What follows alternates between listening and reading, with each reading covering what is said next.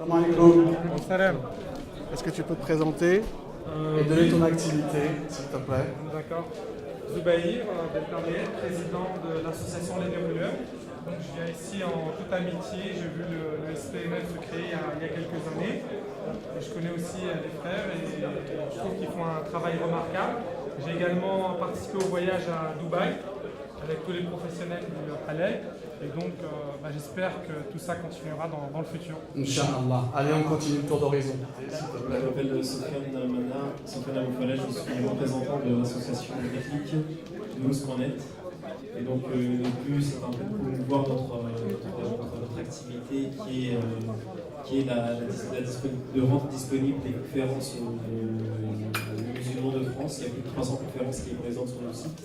Abdellah aussi est écouté par plus de 5000 personnes par jour. On a un Facebook qui est consulté par plus de 80 000 personnes par jour. Et à travers cette communication, à travers ce site, à travers ce Facebook, on voudrait être une plateforme tournante, une plateforme de communication pour toutes les activités musulmanes. Très bien. Bonne continuation, Inch'Allah. On continue le tour d'horizon avant de monter. Assalamu alaikum, bonjour à tous et à toutes. Voilà, je me présente, je suis Monsieur Amkar, je suis président d'une société à Paris du nom de Conema. Je lance une start-up et je fais un appel à tout le monde, c'est très simple. J'ai inventé un nouveau produit, j'ai inventé une marque par rapport à ça, donc c'est un produit phare, c'est de la maroquinerie. C'est une nouvelle façon de porter des sacs, surtout pour hommes et plus tard pour femmes. Donc j'appelle à tous les gens qui seront potentiellement investisseurs et à laquelle je pourrais faire une présentation succincte. Voilà. Très bien. Déjà présent sur certains circuits?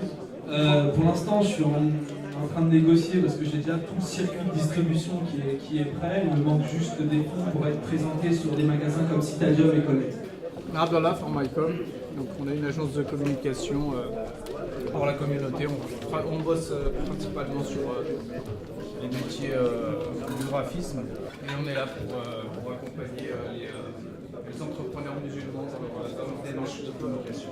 Je suis un des associés du site Travelmus, un site de référencement de voyages et de villas privées ou de séjours pour la communauté musulmane, avec des certifications, en espérant, Inch'Allah, que ça plaise à nos frères et nos sœurs, afin de faciliter leur recherche et que voilà, plus besoin d'écumer les nombreux sites internet. Inch'Allah, vous trouverez tout chez nous.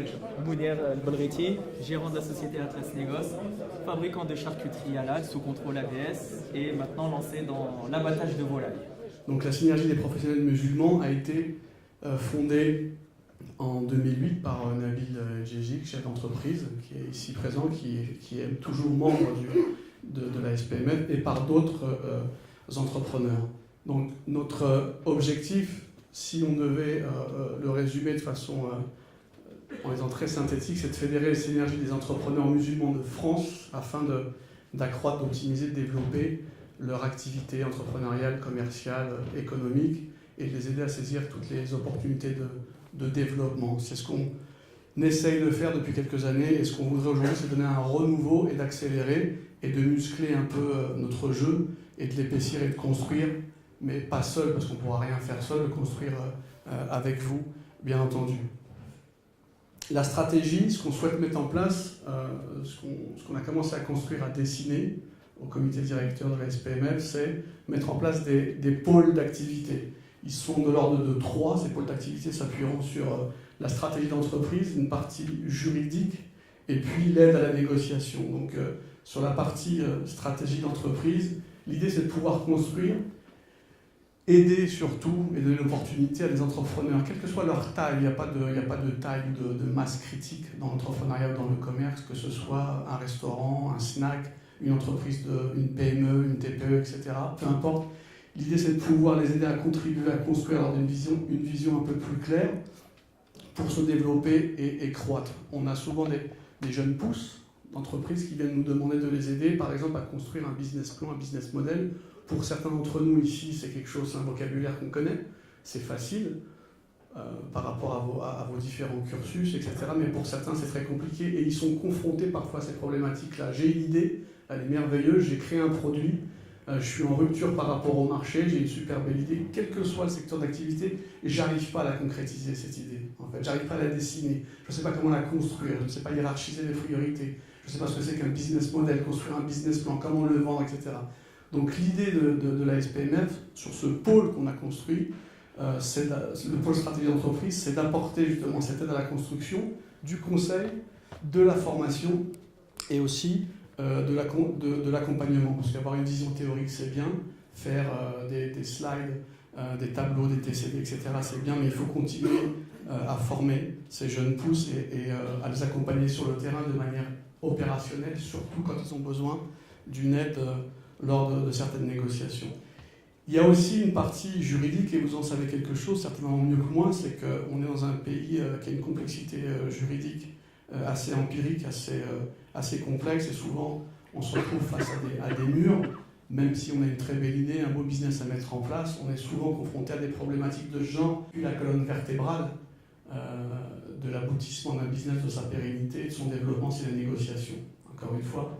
Donc on essaie de hiérarchiser les priorités à travers ces pôles d'activité, mais on a un bon produit, on a une belle offre, on a une belle entreprise, on a des compétences, tous les départements qui vont avec, et on se retrouve souvent confronté à des murs, quelle que soit la taille de l'entreprise.